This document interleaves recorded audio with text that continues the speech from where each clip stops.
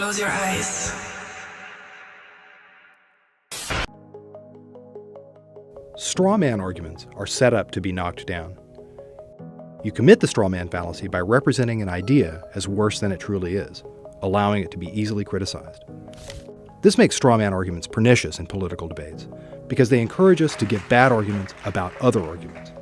Philosophers call the straw man a meta-argumentative fallacy, a fallacy we commit when we reason about reasons. And when we reason badly about each other's reasons, things fall apart. A quick example. A says, there are deeper and more systematic causes behind this crime. B says, so you're saying the criminal isn't to blame? Not only does B get A's argument wrong, but B impugns A's capacities as a reasoner with the misrepresentation. So, straw man arguments cause us to both mishear another's argument and to denigrate them at the same time. This world is not what you think it is. Cue the programming. This world is not what you think it is. Close your eyes. Why, you did say something, didn't you?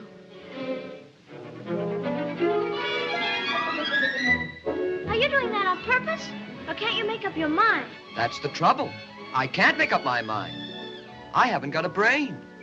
Only straw. That NASA is lying. You aren't just saying there's a conspiracy within a single company. You're implying there's a conspiracy involving the world's 71 space agencies, 13 of which have launching capabilities. Not only are you saying all 71 of those agencies are lying about the shape of the Earth, but not only are you going to listen to every single straw man that you saying you, quote, believe Earth is flat.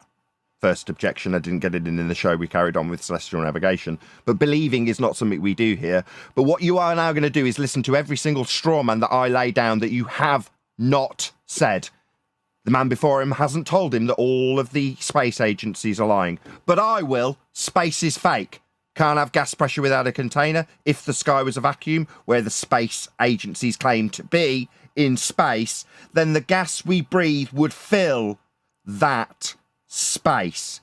Let's just take a gas in some volume, V, and over here is going to be vacuum of equal volume, and we're going to remove the barrier. You know what's going to happen spontaneously, right? The gas is going to fill the available volume once it becomes available. Take a gas, and over here is going to be vacuum, and we're going to remove the barrier. You know what's going to happen spontaneously, right? The gas is going to fill the available volume, fill the available volume, fill the available That's how volume. I would say it to you if you were to ask. But what's this? In a shorts video, we're being told how we say what we don't say. Infuriating. PV equals nRT. I take a box and I put some gas molecules on one side, and there's a partition holding them in that side. Then I remove this partition and I wait a little bit, then I know the gas fills up. That's like perfume leaking out of the bottle. Hot and cold, when mixed, will never separate back into hot and cold. A gas, that genie that got out of the bottle won't go back. This gas that came out won't go back. There's a whole lot of processes which we call irreversible. They never seem to happen backwards. They only happen forwards. but every single person within them is lying or being... No, astronauts are lying because they're claiming to actually be in Narnia. I mean, a sky vacuum in violation of the second law of thermodynamics. Take a gas, and over here is going to be vacuum, and we're going to remove the barrier. You know what's going to happen spontaneously, right? The gas is going to fill the available volume. Fill the available volume. A description of gas behaviour and how it would expand into space, an area of volume, which you claim these space agencies are in. So are you saying that they're not lying when they claim to be in an area that violates natural law? No, you didn't say that, though. I would just position it thus. You can't have gas pressure without a container. If the sky was a vacuum, then the gas we breathe would fill the space in line with entropic law. Spontaneously, right? The gas is going to fill the available volume. Fill the available volume. fooled by their respective companies. Furthermore, every single astrophysicist in the world is, by your implication, a scam artist getting paid to do research through telescopes and instruments. But some people without brains do an awful lot of talking. So it's true to say you can't have gas pressure in the midst of a vacuum without a solid container. Yes. So yes, you're right. So if you have gas, it would expand into the vacuum. Absolutely. So do you know of any demonstrations of gas pressure in the middle of a vacuum without a solid barrier between the two? No. Talking about an ideal gas expanding against a vacuum. The vacuum means there's a zero medium, so everything's equally more dense. Drop objects. Talking about an ideal gas expanding against a vacuum. Thermodynamics stipulates that you can't have a gas pressure system in the midst of a vacuum. Like a high pressure always goes to low pressure. Yes, that's true.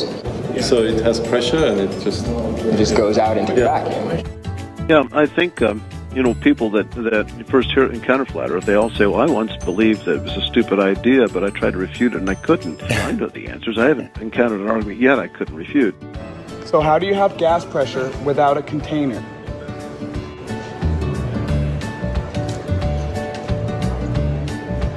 Nothing? Danny Faulkner, PhD astrophysicist. What would you do with a brain if you had one?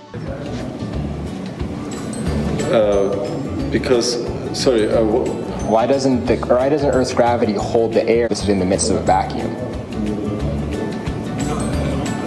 Because the gas has pressure.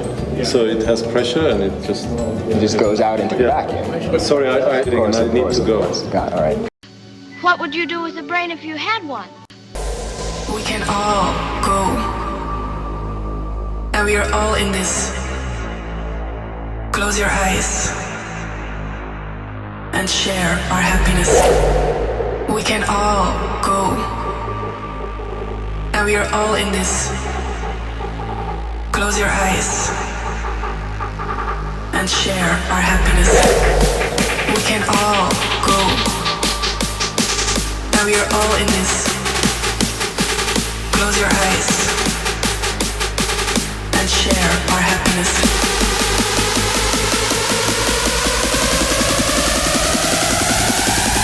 Close your eyes.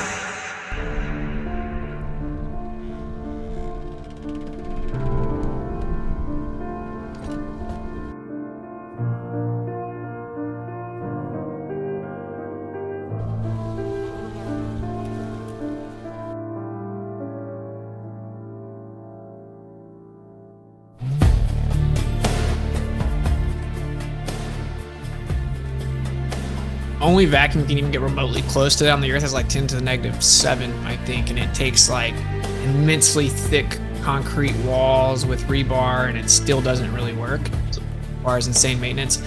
But even in that situation, if you had a pressurized system, certainly like 14.7 psi at the surface, right, it's going to violently fill the available space because entropy always increases.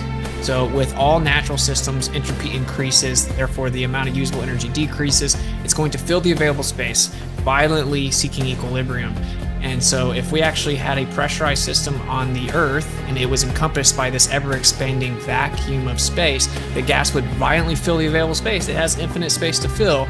So according to the second law of thermodynamics, you literally could not have this gas pressure system we have on the Earth that keeps us alive inside of a vacuum of 10 to the -17 torque. Could not be adjacent to that. It violates the second law of thermodynamics, which is the most indisputable and agreed upon natural law, which isn't a theory, it's just observation, it's a natural law. So it's a major globe problem.